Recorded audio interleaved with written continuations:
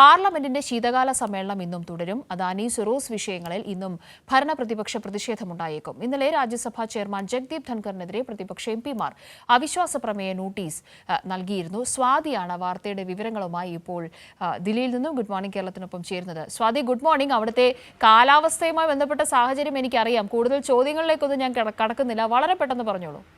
ഭയങ്കര തണുപ്പാണ് അവിടെ.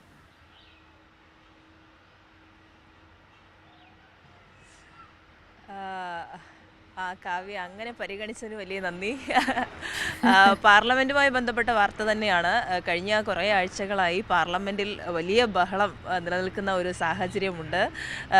ഏറ്റവും പ്രധാനമായി മുന്നോട്ട് വയ്ക്കുന്ന വിഷയം അദാനി തന്നെയാണ്. പ്രതിപക്ഷം എല്ലാ ദിവസവും അദാനി വിഷയം ചർച്ച ചെയ്യണമെന്ന ആവശ്യവുമായി മുന്നോട്ട് വരികയും എന്നാൽ അത് ഭരണപക്ഷം അതിനെ തടുക്കുകയും ചർച്ച ചെയ്യാൻ പോലും തയ്യാറാവാത്ത ഒരു സാഹചര്യത്തിൽ എല്ലാ ദിവസവും അദാനി വിഷയം ചർച്ചയാവുന്നുണ്ട്. അതോടൊപ്പം തന്നെ ഇപ്പോൾ ഈ പ്രതിപക്ഷത്തിനെതിരെ ആരോപണമായി അല്ലെങ്കിൽ കോൺഗ്രസിനെതിരെ ഒരു ആരോപണം എന്നുള്ള രീതിയിലാണ് സോറസ് വിഷയത്തിനെ ഭരണപക്ഷം കൈകാര്യം ചെയ്യുന്നത്. അത്തരത്തിൽ സോറസ് വിഷയവും അദാനി വിഷയവും നിരന്തരമായി ഈ സഭയിൽ ഇരുസഭകളിലും ഉന്നയിക്കുകയാണ്.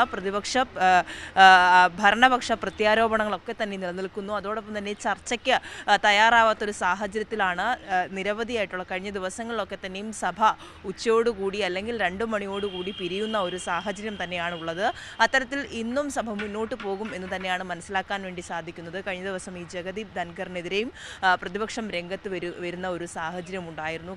കൃത്യമായൊരു ഇടപെടൽ അല്ലെങ്കിൽ തീർച്ചയായും ഭരണപക്ഷത്തോടൊപ്പം നിലകൊള്ളുന്ന ഒരു കൃത്യമായ ഇടപെടൽ നടത്താൻ കഴിയുന്നില്ല എന്നുള്ള തരത്തിലാണ് ജഗദീപ് ധൻഖറിനെതിരെ പ്രതിപക്ഷം ആരോപണം ഉന്നയിക്കുകയും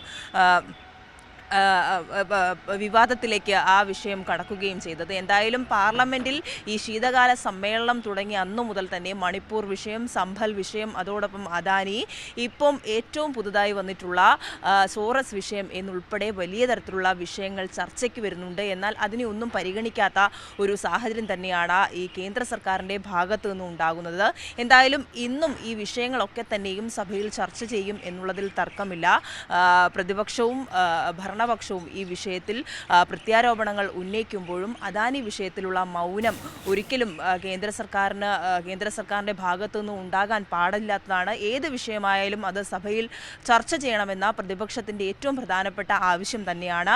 ഇനി മുന്നോട്ടുള്ള ദിവസങ്ങളിൽ എങ്ങനെയാകും ഈ വിഷയങ്ങളൊക്കെ മുന്നോട്ട് പോവുക? ഈ അദാനി വിഷയത്തിൽ എല്ലാ ദിവസവും പ്രതിപക്ഷം പുറത്തേക്കിറങ്ങുകയും പലതരത്തിലേക്ക് പ്രതിഷേധം പോകുന്ന രീതികളൊക്കെ തന്നെയാണ് കാണാൻ വേണ്ടി കഴിയുന്നത്. അതുകൊണ്ട് തന്നെ ഇന്നും ലോക്സഭയിലും രാജ്യസഭയിലും ഈ വിഷയങ്ങളൊക്കെ തന്നെയായിരിക്കും പ്രധാനമായും വരിക. കാവ്യ, ശരി സ്വാതി, റിപ്പോർട്ടിംഗ് തുടങ്ങിയപ്പോൾ സ്വാതി തണുപ്പൊക്കെ ഒന്ന് മറന്നെന്ന് തോന്നുന്നു. എന്തായാലും ആരോഗ്യത്തോടു കൂടി തന്നെ ആരോഗ്യമൊക്കെയും ശ്രദ്ധിച്ചുകൊണ്ട് തന്നെ റിപ്പോർട്ട് ചെയ്യുക എന്നാണ് നമ്മുടെ പ്രേക്ഷകരൊക്കെ സ്വാതിയോട് പറയുന്നത്.